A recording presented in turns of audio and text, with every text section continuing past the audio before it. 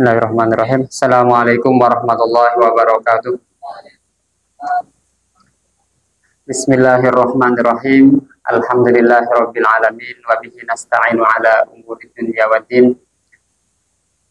Shalatu wassalamu ala asyrafil anbiya'i wal mursalin sayyidina wa maulana Muhammad wa ala alihi washabbihi ajmain. Yang sama-sama kita muliakan para pegawai kantor Kementerian Agama, yang mohon maaf saya tidak bisa menyebutkan namanya satu persatu, tapi tidak mengurangi rasa hormat dan takdim saja kepada bapak-bapak, ibu-ibu sekalian. Alhamdulillah kita masih bisa dipertemukan oleh Allah untuk bersama-sama duduk di sini dalam rangka silaturahim. Salawat beriring salam semoga tercurahkan kepada baginda agung Nabi Muhammad SAW, yang tentunya sangat kita nanti-nantikan syafaatnya di yaumil qiyamah nanti. Baiklah bapak-bapak, ibu-ibu, alhamdulillah jamaah kita ini cukup banyak ya, karena dalam kaidahnya kan aqallul jam'i salasah. Jamaah itu paling sedikitnya itu ada 3. Kalau sudah 3 itu dikategorikan banyak. Nah ini lebih dari 3, maka ini sudah cukup banyak. Tapi semoga nanti besok-besok lebih banyak lagi daripada hari ini. Amin ya rabbal alamin. Namun apa tema hari ini?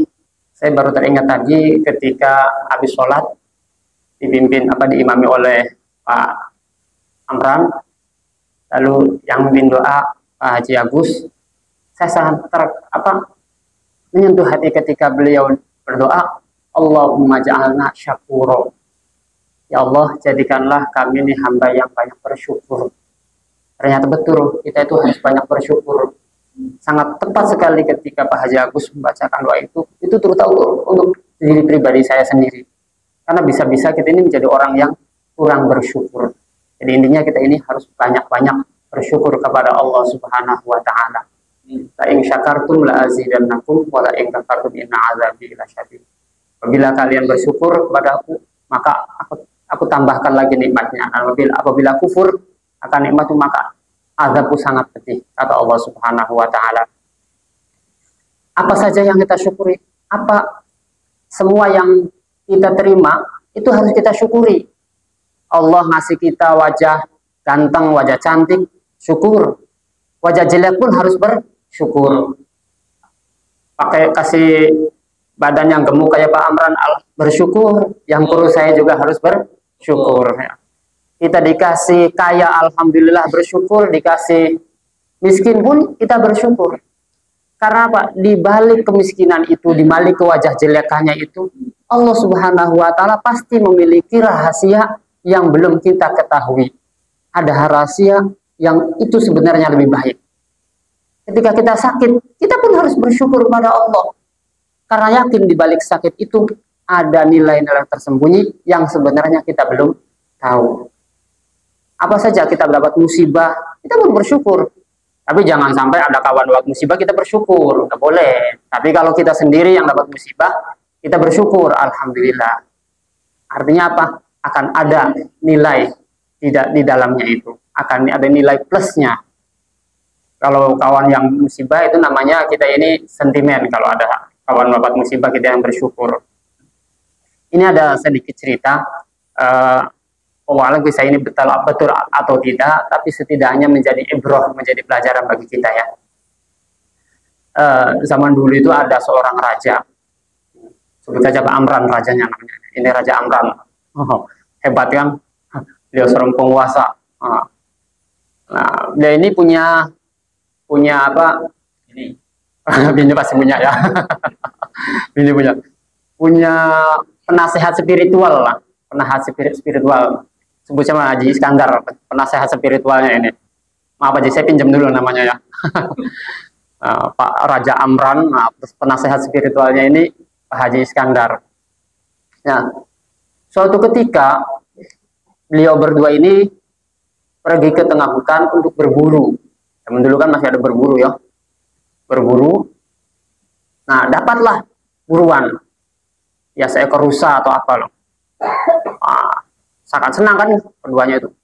Nah, raja ini Pak Amran sebagai raja ini karena sangat senangnya dapat buruan dari hasil karyanya sendiri tuh, ya biar saya sendiri yang masak. Pak Amran yang motong-motong, yang apa masaknya dan sebagainya kan. Namun karena Pak Amran ini raja, nggak biasa masak, nggak biasa kerja keras, pakai parang-parangnya yang tajam, mau motong daging rusak, terkenalah jari-jari kelingkingnya, salah satu jari kelingkingnya terkena tes sampai terputus jari kelingkingnya Pak Raja Amran ini. Aduh, sampai terputus, diobati bang dokter, nah, udah sembuh. Dia sangat bersedih.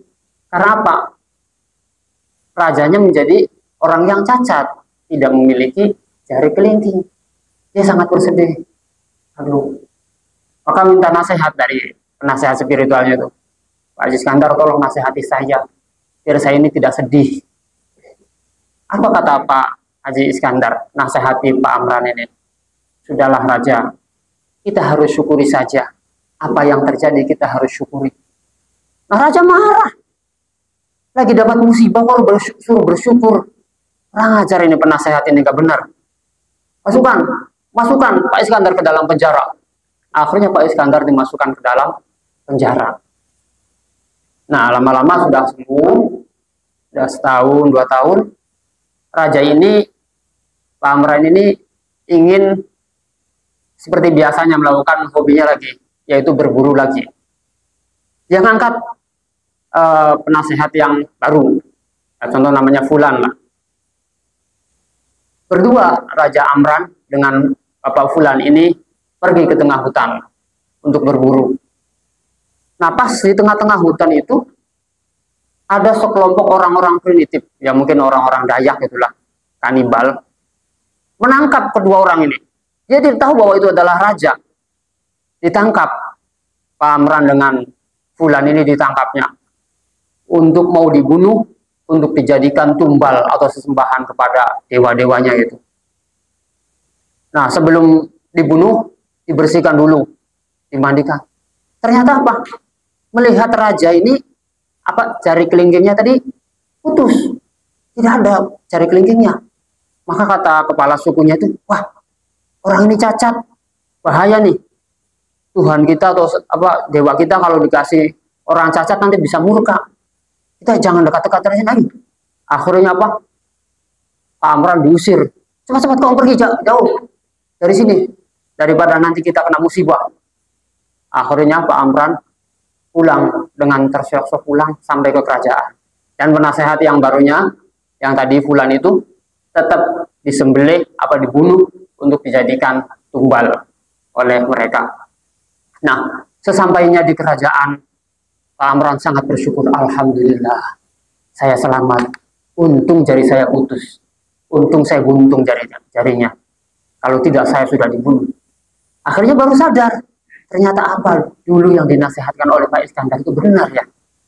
Akhirnya dipanggil Pak Iskandar. Keluarkan Pak Iskandar dari penjara. Akhirnya dikeluarkan Pak Iskandar. Pak Iskandar, saya mohon maaf. Saya dulu telah memenjarakan kamu. Sekarang kamu bebas. Ternyata nasihatmu itu betul. Apa yang terjadi harus kita syukuri. Termasuk musibah saya ini harus kita syukuri. Coba kalau saja saya masih ada jari kelingkingnya, saya sudah dibunuh. Oh, jadi saya sangat pertama minta maaf, dan kedua saya berterima kasih atas nasihatmu. Dan apa? Pak Iskandarnya pun sama berterima kasih sama Pak Raja. Raja, saya juga berterima kasih kepada engkau Raja. Loh, kenapa berterima kasih? Bukankah saya telah zolim kepadamu, telah memenjarakan kamu? Kata Pak Iskandar, kalau saja saya tidak dipenjara, pasti Raja ngajak saya untuk berburu, dan sayalah nanti yang mati. Oh, akhirnya keduanya sangat bersyukur. Jadi itulah intinya kita ini, apapun yang terjadi, musibah apapun, kita harus bersyukur kepada Allah Subhanahu wa Ta'ala. Nah, caranya apa bersyukur itu? Apa cukup dengan ucapan alhamdulillahirabbil alamin saja? Tidak. Tapi ya tentunya dengan beramal soleh, dengan kita mentaati perintah-perintah Allah, meninggalkan larangan-larangannya, itu adalah bukti kita bersyukur kepada Allah Subhanahu wa Ta'ala. Saya rasa cukup sekian, kurang lebihnya mohon maaf. Wallahul muwaffiq ila aqwamit thoriq. Wassalamualaikum warahmatullahi wabarakatuh.